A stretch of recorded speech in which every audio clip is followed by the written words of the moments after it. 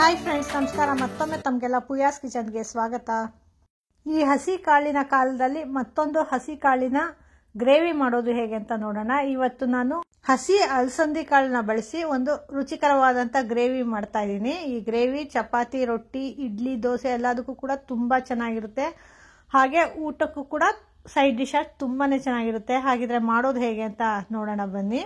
ಇದಕ್ಕೆ ಮೊದಲಿಗೆ ನಾನು 2 ಟೇಬಲ್ ಸ್ಪೂನ್ ಅಷ್ಟು ಎಣ್ಣೆ ತಗೊಂಡಿದ್ದೀನಿ. ಈ ಎಣ್ಣೆ ಸ್ವಲ್ಪ ಕಾದ ನಂತರ ಇದಕ್ಕೆ 1 ಟೀ ಸ್ಪೂನ್ ಅಷ್ಟು ಸಾಸಿವೆ ಹಾಕೊಂಡಿದ್ದೀನಿ.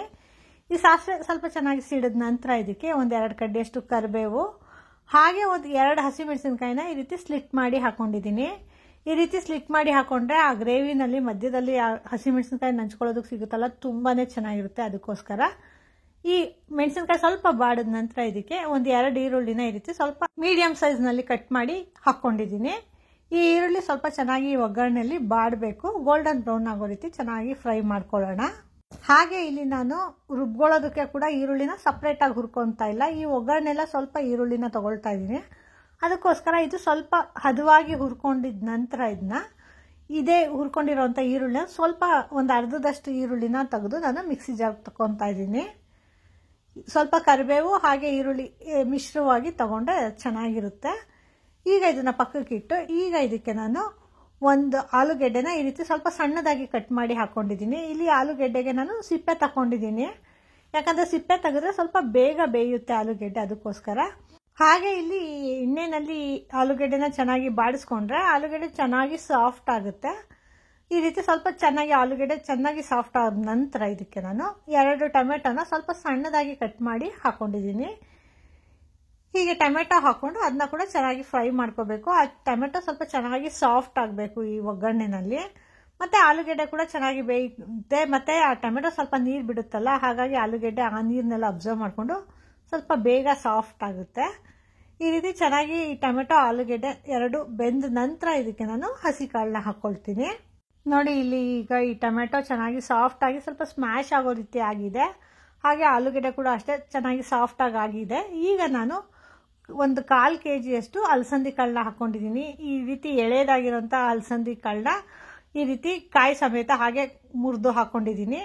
ಹಾಗೆ ಸ್ವಲ್ಪ ದಪ್ಪವಾಗಿರೋಂಥ ಅಲಸಂದಿ ಕಾಳನ್ನ ಬಿಡಿಸ್ಕೊಂಡಿದ್ದೀನಿ. ಈ ಕಾಳನ್ನೆಲ್ಲ ಚೆನ್ನಾಗಿ ಮಿಕ್ಸ್ ಮಾಡ್ಕೊತಾ ಇದ್ದೀನಿ. ಈ ಕಾಳು ಈ ಎಣ್ಣೆನಲ್ಲಿ ಚೆನ್ನಾಗಿ ಫ್ರೈ ಆದರೆ ಒಳ್ಳೆ ಟೇಸ್ಟ್ ಕೊಡುತ್ತೆ. ಅದಕ್ಕೋಸ್ಕರ ಸ್ವಲ್ಪ ಬಾಡೋ ತನಕ ಈ ಎಣ್ಣೆನಲ್ಲಿ ಹಾಗೆ ಈ ಆಲೂಗೆಡ್ಡೆ ಮತ್ತು ಟೊಮೆಟೊ ಜೊತೆ ಚೆನ್ನಾಗಿ ಫ್ರೈ ಮಾಡ್ಕೊತಾ ಇದ್ದೀನಿ. ಇದು ಸ್ವಲ್ಪ ಫ್ರೈ ಆದ ನಂತರ ಇದಕ್ಕೆ ನಾನು ಒಂದು ಅರ್ಧ ಕಪ್ಪಷ್ಟು ನೀರು ಹಾಕ್ಕೊತಾ ಇದ್ದೀನಿ. ಹೀಗೆ ನೀರು ಹಾಕ್ಕೊಂಡು ಚೆನ್ನಾಗಿ ಮಿಕ್ಸ್ ಮಾಡಿಬಿಟ್ಟು ಒಂದು ಲಿಡ್ ಕ್ಲೋಸ್ ಮಾಡಿ ಇಟ್ಕೊತಾ ಇದ್ದೀನಿ. ಈ ರೀತಿ ಲಿಡ್ ಕ್ಲೋಸ್ ಮಾಡಿ ಇಟ್ಟರೆ ಇದು ಹಸಿ ಕಾಳಾಗಿರೋದ್ರಿಂದ ಸ್ವಲ್ಪ ಬೇಗ ಬೇಯುತ್ತೆ. ಇದೊಂದು 5 ನಿಮಿಷ ಚೆನ್ನಾಗಿ ಬೇಯಲಿ, ಅಷ್ಟೊತ್ತಿಗೆ ಮಸಾಲೆ ರುಬ್ಕೊಳ್ಳೋಣ ಬನ್ನಿ. ಈಗಾಗಲೇ ನಾನು ಒಗ್ಗರಣೆದು ಈರುಳ್ಳಿ ತಕ್ಕೊಂಡಿದ್ದೀನಲ್ಲ, ಅದ್ರ ಜೊತೆಗೆ ನಾನು 2 ಟೇಬಲ್ ಸ್ಪೂನ್ ಅಷ್ಟು ಹಸಿ ಕಾಯಿ ತುರಿ ಹಾಕ್ಕೊಂಡಿದ್ದೀನಿ. ಹಾಗೆ 2 ಸ್ಪೂನ್ ಅಷ್ಟು ಸಾಂಬಾರ್ ಪೌಡರ್ ಹಾಕ್ಕೊಂಡಿದ್ದೀನಿ. ಮತ್ತು ಸ್ವಲ್ಪ ಕೊತ್ತಂಬರಿ ಸೊಪ್ಪು ಕೂಡ ಹಾಕ್ಕೊಂಡಿದ್ದೀನಿ. ಇಲ್ಲಿ ಖಾರಕ್ಕೆ ಎಷ್ಟು ಬೇಕೋ ಅಷ್ಟು ಖಾರದ ಪುಡಿ ಹಾಕೋಬೋದು. ಹಾಗೆ 2 ಎಸಳಷ್ಟು ಬೆಳ್ಳುಳ್ಳಿ ಮತ್ತು ಒಂದು ಅರ್ಧ ಇಂಚಷ್ಟು ಶುಂಠಿ ಹಾಕ್ಕೊಂಡಿದ್ದೀನಿ. ಇಲ್ಲಿ ಶುಂಠಿ ಬೆಳ್ಳುಳ್ಳಿ ಹಸಿಯಾಗಿ ಕೂಡ ಹಾಕೋಬೋದು, ಅಥವಾ ಜಿಂಜರ್ ಗಾರ್ಲಿಕ್ ಪೇಸ್ಟ್ ಕೂಡ ಒಗ್ಗರಣೆಗೆ ಹಾಕೋಬೋದು.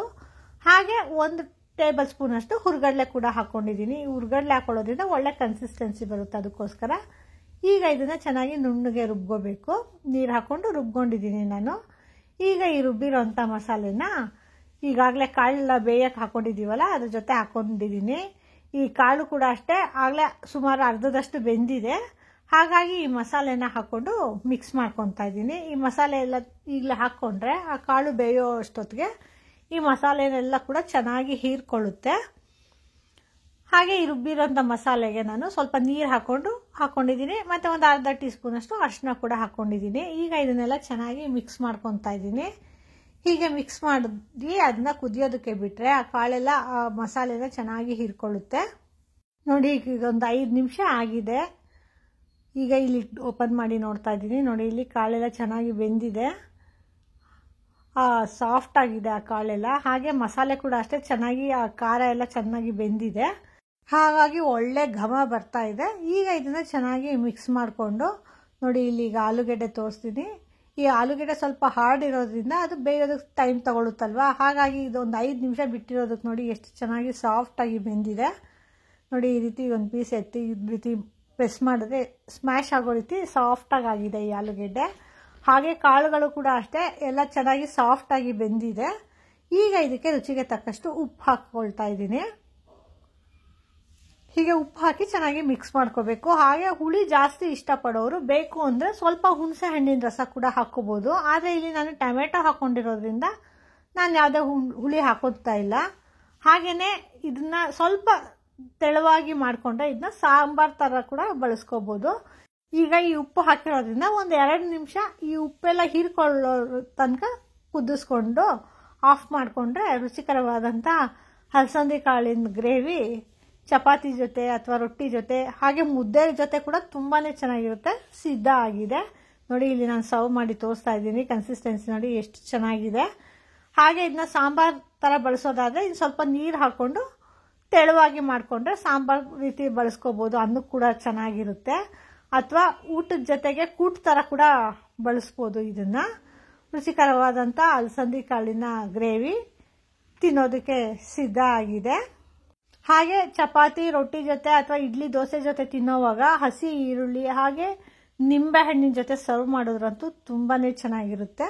ಹಾಗೆ ಇಲ್ಲಿ ಅಲಸಂದಿ ಕಾಳು ಬದಲು ಯಾವುದೇ ಹಸಿ ಕಾಳನ್ನ ಕೂಡ ಬಳಸ್ಬೋದು. ತುಂಬಾ ಚೆನ್ನಾಗಿರುತ್ತೆ. ಈ ರುಚಿಕರವಾದಂಥ ಗ್ರೇವಿ ನಿಮಗೆ ಇಷ್ಟ ಆಯಿತಾ? ಹಾಗಿದ್ರೆ ನೀವು ಟ್ರೈ ಮಾಡಿ ಹೇಗೆ ಬಂತು ಅಂತ ನಮಗೆ ಫೀಡ್ಬ್ಯಾಕ್ ಕೊಡಿ. ಹಾಗೆ ಇಂಥ ಇನ್ನೂ ಹೆಚ್ಚು ವೀಡಿಯೋಸ್ಗಳಿಗಾಗಿ ನಮ್ಮ ಪೂಯಾಸ್ ಕಿಚನ್ನ ಲೈಕ್ ಮಾಡಿ, ಶೇರ್ ಮಾಡಿ, ಹಾಗೆ ಸಬ್ಸ್ಕ್ರೈಬ್ ಮಾಡಿ. ಧನ್ಯವಾದಗಳು.